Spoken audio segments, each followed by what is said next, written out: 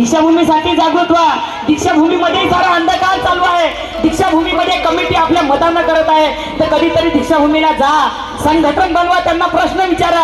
दीक्षाभूमी तुमच्या बापाची नाही, तुमची जी इथं कमिटी आहे ते तुमची नाही, आम्ही तुम्हाला तिथं बसवलं आहे। म्हणून ज्या दिवशी जनता जागते त्या दिवशी सरकार जागते, ज्या दिवशी जनता जागते त्या दिवशी सरकार बदलते। एवढा पावर आहे तुमच्यामध्ये। घरात बसल्या राहू नका महिला मंडळ, नुसतं लेकरं पैदा करू नका, नवऱ्याचे मारा खाऊ नका। बाबासाहेबांना आमच्यासाठी एवढं काही केलं। काल नुसतं चूल आणि मूल होतं। एक बहीण माझी 12:30 वाजता कामावून घरी येत होती। घरी येता येता तिला असं वाटलं कोणीतरी गुंड प्रकृतीचे लोक माझ्या मागे लागले, म्हणून ते जोरात धावू लागली। धावता धावता एका घराची खिडकी तिला खुली दिसली। त्या दरवाजावर हात दिला, दरवाजा उघडला, बाईला आतमध्ये घेतलं, दार लावलं। रात्र निघून गेली। रात्र निघाली, बाई घराच्या बाहेर निघाली। बाहेर निघाल्या त्या घरातल्या पोराला म्हणते, दादा धन्यवाद रे, तू माझा जीव वाचवला, नाही तर हे नराधम माझ्यासोबत काहीतरी बरं वाईट करत होते। रात्री 12-1 वाजता माझ्या मागे लागले, माझ्यासोबत असं काय करत होते की मी तोंड दाखवायच्या लायक राहिली नसती, म्हणून दादा धन्यवाद। तेव्हा त्या घरातला मुलगा म्हणते, ताई जाण्याच्या पहिले माझ्या प्रश्नाचं उत्तर दे।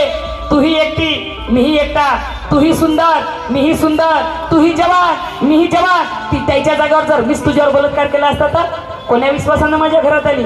तेव्हा ती मुलगी बोलली, अरे नाही रे दादा, मी अशी तुझ्या घरात आली नाही। धावता धावता मला वाटलं माझं जीवन समाप्त झालं। जेव्हा तुझ्या खिडकीतून वाकून बघितलं तेव्हा घरी आली। तेव्हा मुलगा म्हणते, खिडकीतून तुला असं काय दिसलं? अर्ध्या रात्री माझ्या घरात घुसली।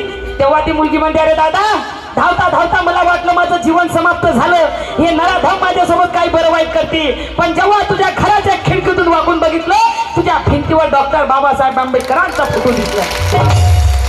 आणि ज्या घराच्या भिंतीवर बाबासाहेबांचा फोटो असेल ते घर कधी कोणाची इज्जत घेणार नाही रे दादा, त्या विश्वासानं तुझ्या घरात आली। तेव्हा तो मुलगा बोलला, ताई बाबासाहेबांचा फोटो दिसला माझ्या घरात घुसली, काय वाचलं तू बाबासाहेब, काय समजते तुला बाबासाहेब? तेव्हा ती मुलगी म्हणते, अरे दादा धर्म आणि संस्कृतीनं बाईला रात्रीपुरतं आणि भाकरीपुरतं वापरलं। कालचा जमाना असा होता, आमच्या पोरीचं लग्न झालं तर पहिल्या रात्री यांच्या घरी नेऊन द्यावं लागेल। आमच्या सुनीचं लग्न झालं तर पहिल्या रात्री यांच्या घरी सुवागरात होय, तवा ती नवऱ्यापाशी येत होती। धर्म आणि संस्कृतीनं बाईला रात्रीपुरतं आणि भाकरीपुरतं वापरलं। पण जेव्हा या देशाचं संविधान माझ्या बाबासाहेबांच्या हाती आलं, आर्टिकल 18 आणि 19 मध्ये एका फटकाऱ्यात बाईला माणसाच्या बरोबर आणून बसवलं। आणि तो बाबासाहेब ज्या घराच्या भिंतीवर असेल ते घर कधी कोणाची इज्जत घेणार नाही रे दादा, त्या विश्वासानं तुझ्या घरात आली। अरे माय बहीण कोणाची असो, SC NT OBC मुसलमान व ब्राह्मणाची असो, तिला मान सन्मान आरक्षण संरक्षण मिळावं म्हणून 27 सप्टेंबर 1951 ला पंतप्रधान नेहरूच्या थुत्रावर राजीनामा फेकून देणार आमचा बाबासाहेब। आणि तो बाबासाहेब ज्या घराच्या भिंतीवर असेल ते घर कधी कोणाची इज्जत घेणार नाही रे दादा, त्या विश्वासानं तुझ्या घरात आली। तेव्हा ते मुलगा बोलला, ताई आज खऱ्या अर्थाने तुला बाबासाहेब समजला।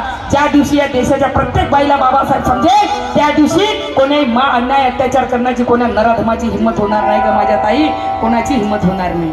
म्हणून म्हणतात संत कबीर म्हणतात, शब्द शब्द सब कोई करे शब्दों का करो विचार, एक शब्द शीतल करे दुसरा करे देजार। संत कबीरांना म्हणायचं होतं, यांचं गायन यांचं प्रबोधन उठलेल्या माणसाला झोपवतं। अरे बुद्ध फुले शाहू आंबेडकरांचं प्रबोधन झोपलेल्या माणसाला सुद्धा जाग करतं। यांचं गायन यांचं प्रबोधन सोन्यासारख्या माणसाची माती करतं, पण बुद्ध फुले शाहू आंबेडकरांचं प्रबोधन मातीसारख्या माणसाचंही सोनं करतं। जेव्हा असं होतं, जेव्हा बाबासाहेबांचं आम्ही प्रबोधन करतो तेव्हा झोपलेला माणूस उठून बसतो, उठून बसलेला माणूस उभा होतो। उभा असलेल्या माणसाच्या एका हातात छत्रपती शिवाजी महाराजांची तलवार, दुसऱ्या हातात बाबासाहेबांचा पेन असतो।